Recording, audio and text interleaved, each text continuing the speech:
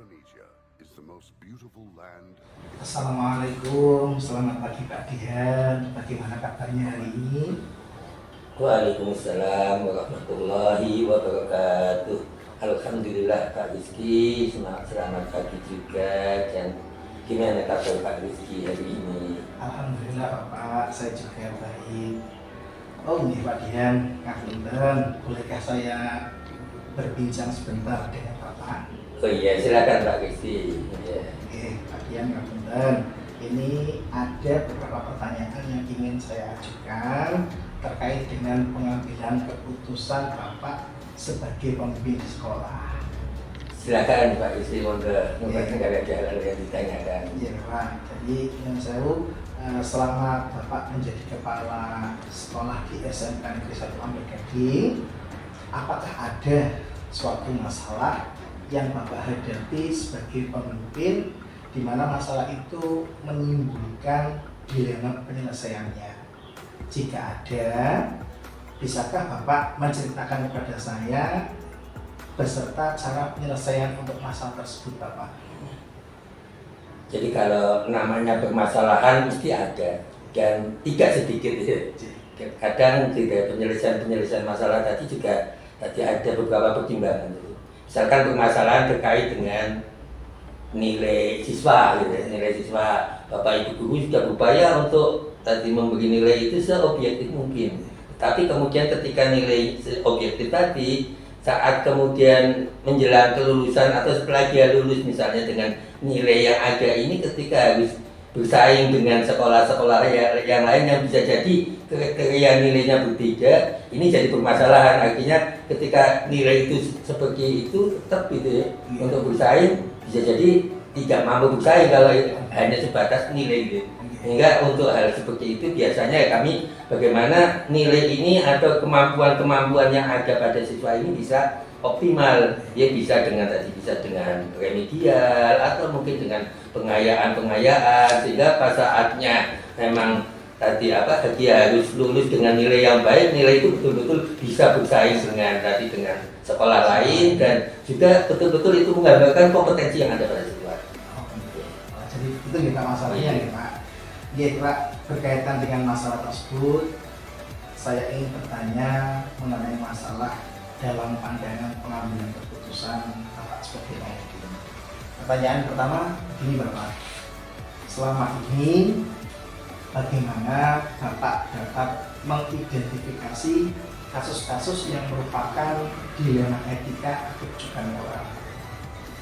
Kalau terkait dengan tadi penyelesaian kasus ya, kadang-kadang penyelesaian kasus itu saat penyelesaian itu ada beberapa pilihan yang bisa jadi pilihan itu kadang harus memilih salah satunya, tidak bisa di dua-duanya gitu ya. Tetapi paling tidak ya ketika pilihan-pilihan tadi kan bisa jadi ada pilihan-pilihan yang sama-sama mendatangkan kemanfaatan, ada juga pilihan yang bisa jadi satu itu mendatangkan kemanfaatan dalam hal ini adalah kebaikan ini, satu juga tidak baik gitu, tidak baik gitu. Ada juga bahkan bisa jadi kedua pilihan tadi sama-sama mendatangkan hal yang kurang baik kan? Hal yang kurang baik, tapi itu harus dipilih. Ya mau tidak mau harus memilih salah satu tadi terkait dengan tadi mungkin sama-sama baik atau sama-sama tidak baik, bisa jadi ini menjadi hal yang menjadi dilema etika gitu. Tapi kalau tadi yang jelas ini baik, satunya tidak baik atau kurang baik kan itu sudah jelas itu. Mestinya tinggal bagaimana ya kita kalau bahasanya tadi dilema moral itu ya, pilihan yang berkaitan dengan moral tadi, bujukan moral dan bujukan. Saya kira itu Pak Rizky. Iya Pak. Kemudian selama ini bagaimana Bapak menjalankan pengambilan keputusan di sekolah, terutama untuk kasus-kasus di mana ada dua kepentingan yang sama-sama benar atau sama-sama mengandung nilai kebencian. Di dua kepentingan itu kan berarti dari hasil dari kebijakan tadi mestinya ini yang mestinya sama-sama baik. Yang jelas kalau secara normatif ya bagaimana memilih atau yang diambil itu adalah yang mendatangkan kemanfaatan atau kebaikan lebih banyak. Kalau itu sama-sama baik kan. Cuma untuk mengetahui mana yang tadi mendatangkan kemanfaatan lebih banyak itu kan harus ya mau tidak mau harus lebih tadi lebih ya paling tidak dilihat dulu aturannya, kemudian juga dilihat konteks tadi permasalahannya apa gitu ya. Permasalahannya apa, termasuk juga mestinya dikomunikasikan dengan pihak-pihak yang ada. Kalau dalam di sekolah ini kan ada yang walaupun bapak ibu guru banyak, tetapi ada mengerucut, ada yang namanya tim tadi, tim untuk manajemen itu sehingga dikomunikasikan itu. Sehingga ketika kemudian harus memilih itu sama-sama baik, betul-betul yang dipilih itu adalah yang memang mendatangkan kebaikan untuk semuanya, khususnya utamanya adalah untuk semua warga dan utamanya untuk kepentingan siswa. Kemudian Bapak, langkah-langkah atau prosedur seperti apa sih yang Bapak lakukan selama ini? Yang jelas kalau itu ada hal yang permasalahan, kemudian harus tadi mengambil solusi. Yang utama mestinya kita mengenali masalah dulu. Mengenali masalah itu bisa dengan identifikasi siapa yang terlibat dan seterusnya gitu kan. Kemudian waktunya kapan dan seterusnya, termasuk ketika mau mengambil keputusan identifikasi ya kira-kira dampaknya apa gitu ya. Dampaknya apa dan melibatkan banyak informasi dari beberapa ya, utamanya dari yang terlibat, yang dekat dengan yang terlibat tadi. Tidak hanya yang terlibat, tetapi intinya yang teman-teman yang terlibat tadi ini informasi ini sangat penting, sehingga nanti ketika kemudian harus ini mana yang kira-kira apakah sesuai dengan aturan yang ada atau mungkin menyimpang dari aturan yang ada gitu. Sehingga ketika pengambilan keputusan pun ya mestinya ya tidak menyalahi aturan yang ada, tapi akan membawa kemanfaatan bagi semuanya. Kemudian Bapak, hal-hal apa saja yang selama ini Bapak anggap efektif dalam pengambilan keputusan pada kasus-kasus dilema etika, Bapak?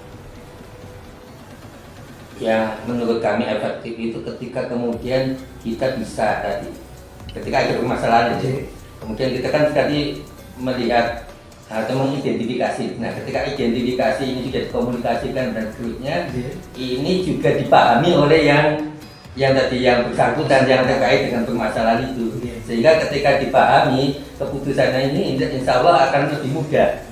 Tapi kalau kurang dipahami, bisa jadi ada hal-hal yang kemudian jadi tanda tanya dan seterusnya, akhirnya bisa jadi salah persepsi terkait dengan keputusan itu. Ya harus dipahami terlebih dahulu ya Pak, agar semua pihak tidak menjadi salah paham. Kemudian apa hal-hal apa saja sih yang selama ini merupakan tantangan dalam pengambilan keputusan pada kasus-kasus dilema etika? Ya, tantangannya tadi berkait dengan efektivitas tadi. Ketika kemudian ini tidak dipahami oleh beberapa pihak yang tadi yang terlibat tadi, sehingga kadang-kadang tadi ya ada hal-hal yang menjadikan bisa jadi keputusannya kurang tegas atau mungkin kok begitu enggak, menjadikan seseorang atau pihak lain seolah-olah kalau bahasanya itu dizolimi, padahal sebetulnya enggak gitu. Kalau dari sudut pandang yang lain ini beberapa hal yang tadi yang kadang perlu sehingga perlu komunikasi awal.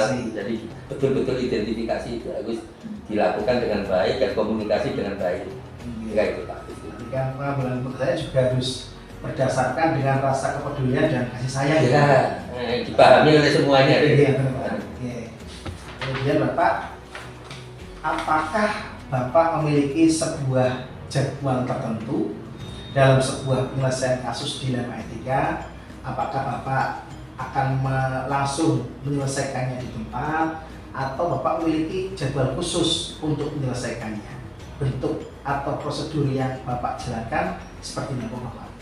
Jadi kalau yang namanya jadwal dalam hal ini adalah tadi semacam program itu memang kalau terkait dengan kasus ya sesuai kondisional. Tetapi ketika kemudian terjadi kasus ya biasanya tidak langsung diselesaikan, tetapi kita perlu karena ada perlu identifikasi, perlu komunikasi dan tentunya butuh waktu. Jadi ya kami tidak langsung memutuskan, tapi kami komunikasi dengan pihak-pihak lain untuk mendapatkan keputusan yang harapannya lebih baik, terbaik lah kalau Kira itu Pak. Oke, musyawarah ya Pak, Iya. musyawarah dengan semua pihak yang terkait ya Pak. Kemudian Bapak, apakah ada seseorang atau faktor-faktor yang selama ini mempermudah atau membantu Bapak dalam pengambilan keputusan dalam kasus-kasus dilema ini? Tidak cuma ada, tapi boleh dibilang banyak. Karena kami kan punya tim gitu ya. Ada tim manajemen, kemudian juga tim kesiswaan. Di kurikulum juga ada tim kurikulum, kemudian di PK ada tim PK. Sehingga nanti ketika ada permasalahan-permasalahan sesuai dengan ini masing-masing ya siswa, itu kan biasanya juga ya ada terkait dengan PK, ada terkait dengan kurikulum. Tentunya ini tim-tim ini yang kemudian kami budayakan.